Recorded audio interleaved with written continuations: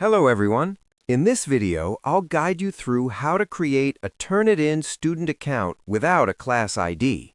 First, open your browser and go to the Turnitin website. On the home page, click Login, then choose the option to create an account. Select Student as the account type. Normally, Turnitin asks for a class ID and enrollment key provided by your instructor.